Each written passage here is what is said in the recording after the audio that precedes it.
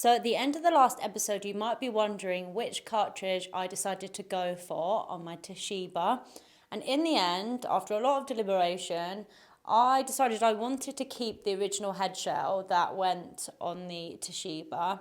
So that meant I unfortunately couldn't have one of the audiophile 2M Reds. So instead, we spoke with our distributor who distributes Gold Note, asked him for the dimensions of a Gold Note ES78 cartridge. We found that that would fit into the tone arm. So I've ordered one of those, and we unscrewed the temporary cartridge that I had on the tone arm, and then popped on the Gold Note ES78. And I was really happy because it was so small and discreet. The colour was black. So we realigned and rebalanced the tone arm with the Gold Note cartridge in. It needed to be on 2 grams. We actually found this quite difficult because the counterweight on the tone arm for the Toshiba was quite heavy, and I only had to move it the tiniest amount, and it made such a big difference to the weight. No, I barely moved it. So we were having to do it in tiny little increments, so it took us a little while, but eventually we got it correct. I would say that's good enough. Yeah? Yeah. I don't think you're So going to get... close. I think it's going to be really hard to get. Yeah. I popped on a couple records to test it all out, and it sounded really, really good. I was really impressed.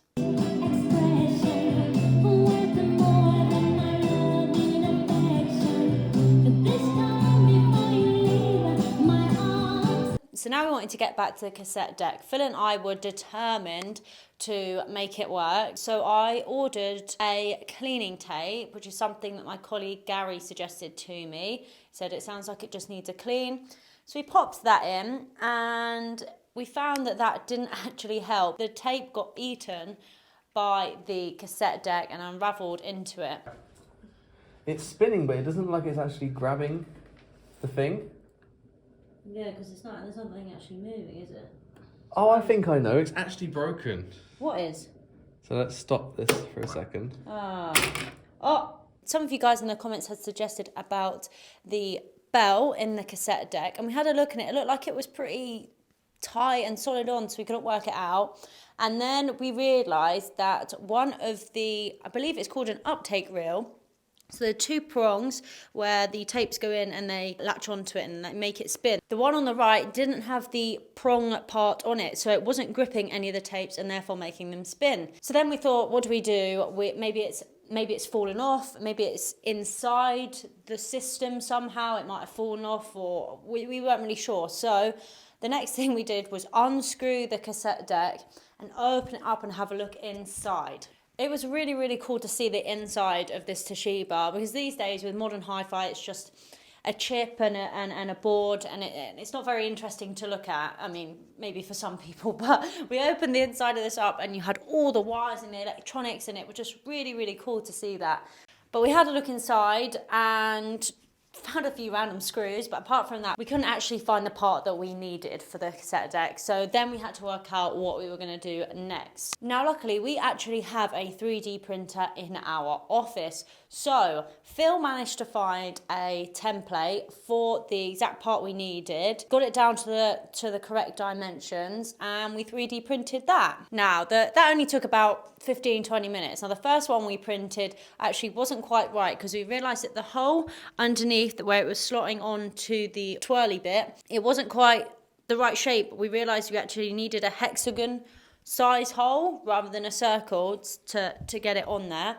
So then we had to reprint it and try that. That didn't work because it was slightly too tight. So then we had to make it slightly bigger. So the third time round, we managed to get a piece that fit. Now, it's quite chunky compared to the one on the left side, and obviously a different colour, a different material, but it worked. So we tested it. We popped on the Elvis Presley tape that I'd bought over the weekend at an antique store, and it worked. Not to me. It's not the most ideal thing, but it works. You have to keep the plastic cover off the cassette deck at all times because you have to hold down the part to get the tapes in and out. I also bought a Kate Bush tape that I wanted to try, but when we tried that one, it sounded like this.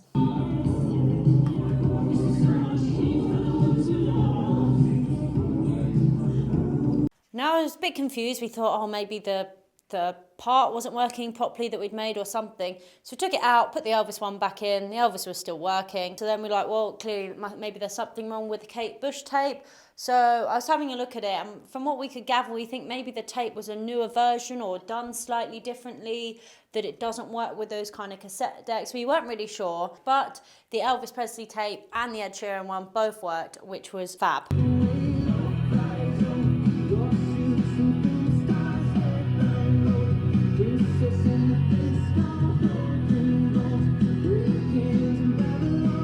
So now I had the radio working, the aux working, the turntable working, and the cassette deck working. So now I just needed to get some speakers. I actually won a bid for some on eBay and went to collect them yesterday. And I'll be putting them together with the system this week to see how they sound. And I'll show you them next week.